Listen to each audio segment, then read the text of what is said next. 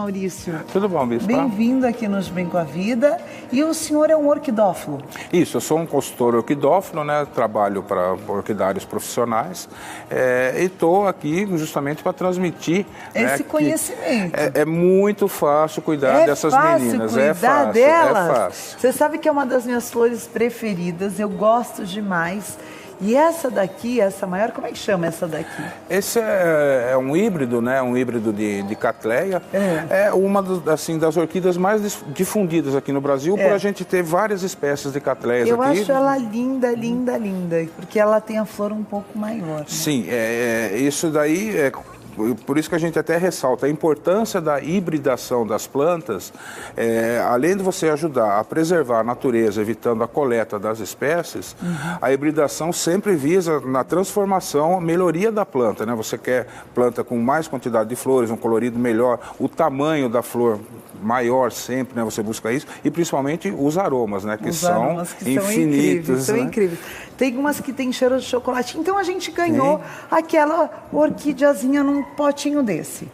Ganhou do marido, do namorado, do admirador, veio naquele potinho. O que a gente deve fazer para ela viver muito dentro da nossa casa? Ensina pra gente. Vamos começar que esse já é um dos grandes segredos que as pessoas ficam bravas com a orquídea, né? Que ou morrem, ou então ela para de florescer. É que assim, normalmente você pega a orquídea, ela está num vaso pequenininho, tudo você fala, gente do céu, ela está sofrendo. Como é que ela vai sofrer? É igual pôr uma roupa apertada. Exatamente. A pessoa não consegue nem respirar.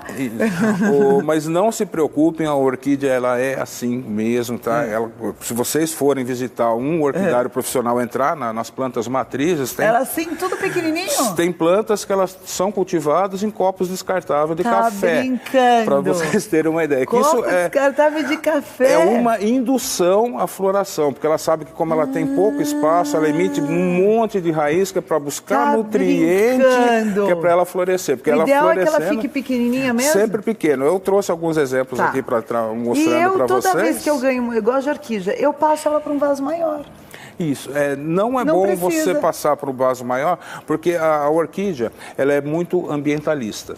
Então é comum você pegar um vaso pequeno e colocar num vaso bem grande. Aí o que acontece? Quando você faz isso daí, perder a orquídea é meio difícil. Não perde. Mas só que ela vai ficar 2, 3, 4, às vezes até 10 anos sem dar flor. Por quê? 10 anos! Dependendo da espécie de orquídea que vocês estão trabalhando, a primeira coisa que ela faz é assim, ela vai emitindo raiz para ver até onde ela tem nutriente. Então ela cresce um pouquinho, ainda tem o nutriente aqui, ela cresce mais um pouquinho. Para de crescer então, raiz. enquanto ela não achar o local que parou de ter reserva de nutriente, ela não vai dar flor. Então, ela vai o ficar ideal é nesse que ela processo. fique num vaso pequeno. Sempre. O máximo de espaço que a gente deixa são 2 dedinhos. Tá brincando. 2 dedinhos de sobra então. Por isso que fica aquela flor verde, linda, mas a flor não vem nunca. Exatamente. Ela está verde. crescendo, o vegetativo sempre vai estar bonito, mas a floração não vem. E aí ainda tem um detalhe com questão de iluminação também. Qual que são os cuidados com a iluminação com a orquídea?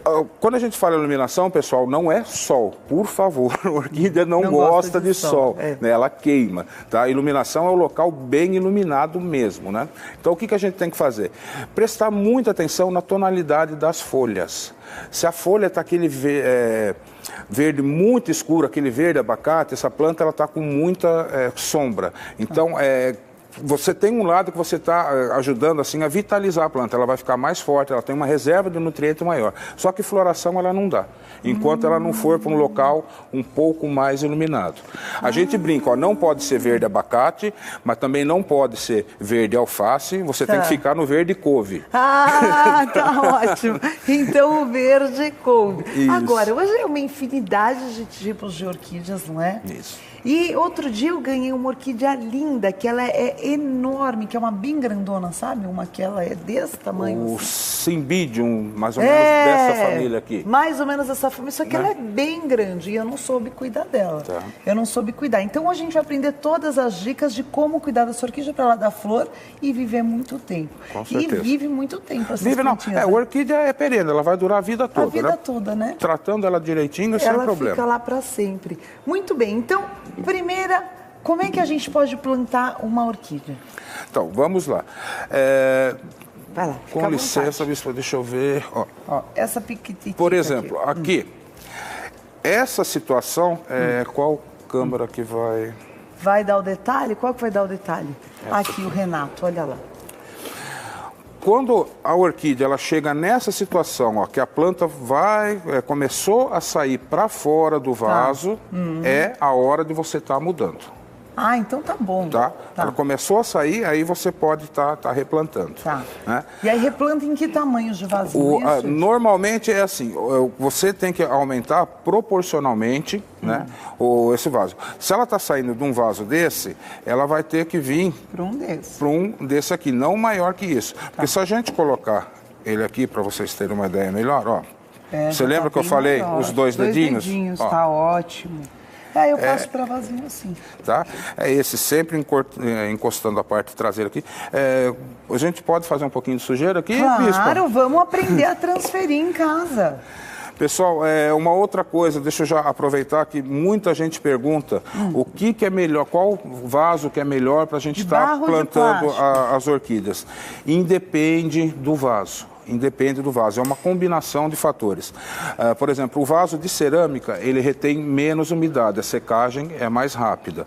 Já no vaso de plástico, não. O vaso de plástico, ele retém mais umidade, a secagem é um pouco mais lenta. Melhor, né? Aí, o que acontece? Dependendo do substrato que você estiver utilizando, você faz um controle. Por exemplo, se aqui tem uma secagem bem rápida, eu posso estar utilizando um substrato que demore mais para secar, porque aí você vai chegar no meio termo. Aqui, como retém bastante umidade, eu já uso um substrato que não retenha muita umidade, que é justamente para fazer o balanceamento.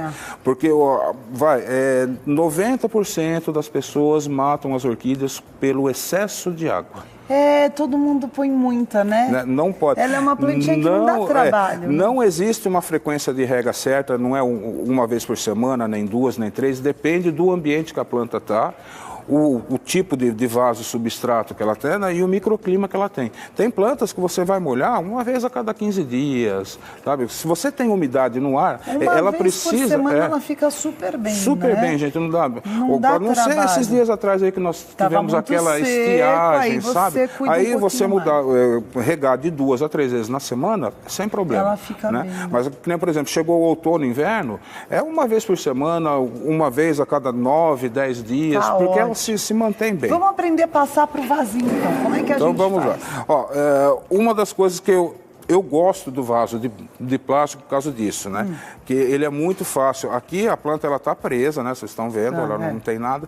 Para a gente replantar qualquer orquídea, é só... fácil. E você encontra em qualquer loja de R$1. Não tem. Aí, ó, nós retiramos aqui, ó. Apertou, soltou, ela sai todinha. Ela sai facinho, gente, não tem... Barato, a planta tá aqui. Aí vem um outro dilema que o pessoal fala, né? Aqui a gente vai dar uma limpadinha para poder não ocupar muito espaço ali no outro vaso.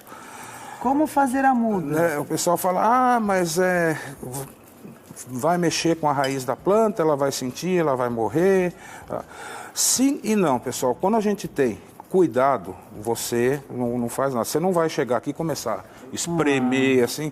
Vá com delicadeza. Que ele tá fazendo. Sabe, a gente tem coisa, você tira os excessos. Se a pessoa quiser, ela pode estar passando embaixo de uma água corrente, para deixar ela limpinha. Pode fazer isso. Pode, pode. Não tem problema. Em parte é até bom. É até bom? Tá.